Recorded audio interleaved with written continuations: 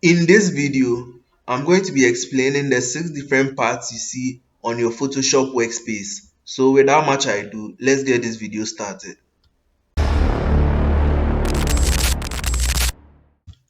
When you first open Photoshop, you are going to have your workspace here, and there are different parts to your workspace which you need to understand. And here we have 6 different parts I would like you to understand about your Photoshop workspace.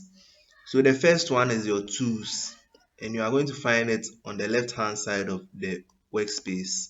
And then up here you have your options bar, and then to your right hand side you have the panels. Down here you have your status bar, and then you have your canvas, and then you have your menu bar right up here. I'll be explaining what each of these parts of your workspace does and how you can also adjust them to suit your specific needs. Let's first talk about the tools. So as I said earlier, you find your tools on the left hand side of the workspace, and all you find here are different tools for different purposes. So for example, you have your brush tool here. You have your brush tool here, and when we select it, you can use it to paint anything you want on your canvas. You can paint whatever you want on your canvas. And then you have your eraser tool here. You can also use it to clean whatever you've painted. You have your selection tool right here, and you can use it to select whichever part you want. You also have your move tool here. You can use it to move the part you've selected. You can arrange your tools in the order you want as well. There are 2 ways you can put your tools in order. You can make it this way, and you can also make it in the straight vertical form. So whichever fits your needs, you arrange it that particular way. Now, the second part I would like us to talk about is the options bar. And just as I said, the options bar is right up here. And basically what the options bar is used for is that it displays the options you have for each tool you select. So right now I have the brush tool selected, and when I come up here I have different options for my brush tool. So for example, if I set the brush to soft round opacity, I can lower the size of my brush, I can increase the size of my brush. And when I paint in soft round opacity, you realize it paints in a much softer way. And when I change it to hard round pressure opacity, you realize my painting is much more harsh. It paints in a much more sharp way. If you choose the text tool as well, you see you have different options here. You can select the font type you want, whether it's bold. If there are options for it, you can select the color in which you will be writing. You can select whether it will be your text will be in the start from the center, from the left, or from the right. So that's basically the use of your options bar up here. Now the next part we are going to talk about is the panels, and your panels are found on the right hand side of your workspace, and the panels are used to control different functions. We have different panels here, like your layers panel, which I have right now, and you can use it to add new layers to your work. So I have a new layer here, and I can just paint on it, and when I delete it, it's no longer there. It doesn't affect my background. You also have, for example, your colors panel, which is selected right now. So if I select color green, now when I paint, it's going to be in green color. You also have your adjustments right here. And let's say if I select exposure and I add exposure, you see the color becomes light until it disappears. And when I lower it, the color becomes darker as well. When you want to take out some of your panels from the panels side, you just put a drag it here and then you cancel it.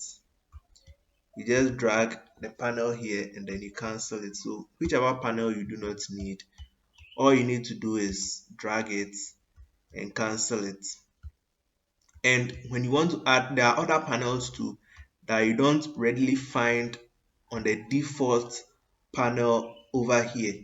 So to add whichever panel you want, just come to Windows and then come down here. You see all the different panels you can add to your panel side. So for example, if you want to add the actions panel, as I clicked here, you see now the actions panel is right here. So you can just put it here and now my actions panel is located here. So if I want it, I can just click on it and I have my actions panel right here. Okay, so as we've taken some of the panels out, and maybe after doing this, you now want to go back to the panel which Photoshop has set to default, you just come to Windows and then you come to Workspace, and then at Workspace you come down to Reset Essentials, and when you click on Reset Essentials, you are going to get the default panels that Photoshop gives you. So some people like to customize their panels to how they prefer. So for example, I usually like only these three panels down here. I don't really like to have all these ones here. So after clearing them,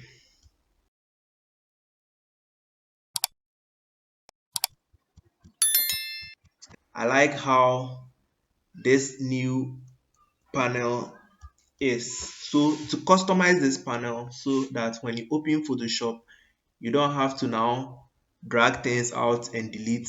You just Windows and then click on Workspace and then click on New Workspace. So I'm going to name this workspace Subscribe. Yes. So you can click on the keyboard shortcuts, the menus, and the toolbar. If you've customized them previously, you don't need to worry about this. You understand them later on. So with my subscribe workspace done, I'll just click save. And then now I have my subscribe workspace here.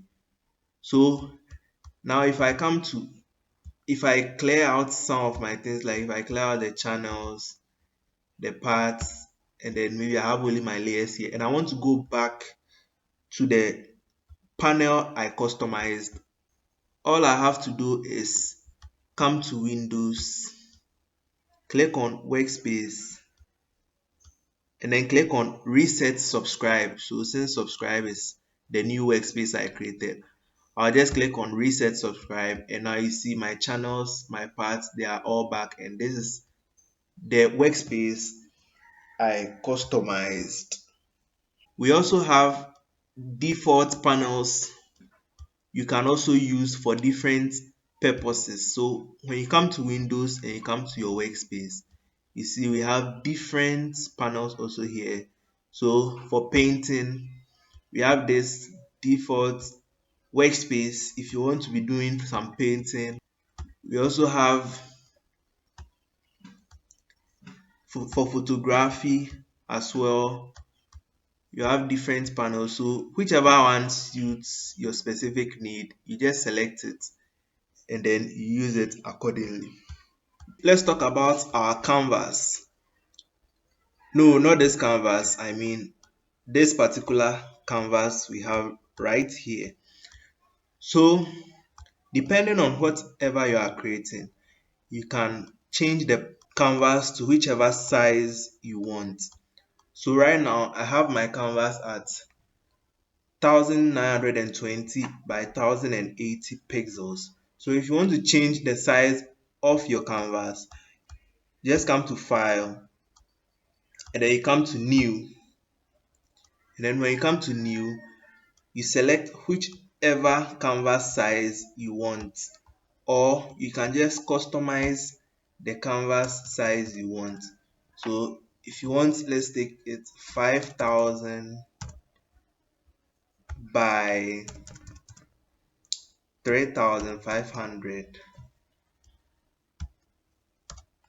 You just put in the width and the height you want, and then also you name the canvas whichever name you want to name it. So in my case, I'm going to name it subscribe. So when I name it subscribe, and then you just come down and then you click on create. So just like that, you see the size of my canvas has changed. This was the canvas I had at first, and this is the new canvas I have just created. So depending on what work you are doing, or depending on where you be posting your work later on, you want to customize the canvas to whichever size you prefer. Okay, and then after that, we have down here, you have your status bar. So the next thing we are going to be talking about is our status bar. So the status bar shows the status of the work you are creating here.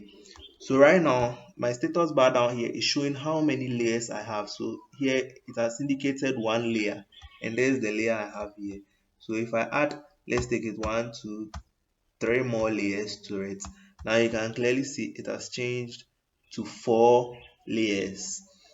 And you can choose whatever your status bar tells you. So you can change it to document dimensions.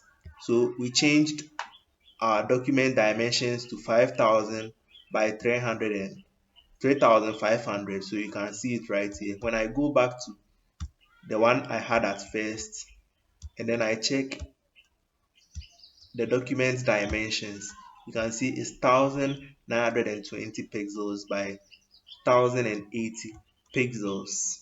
So that's basically what the status bar also does. The last thing we are going to be talking about is our menu bar, and the menu bar is right up here. So the things you have here: file, edit, image, select, filter, all these are the menu bar. So the menu bar is also ordered to carry out specific functions.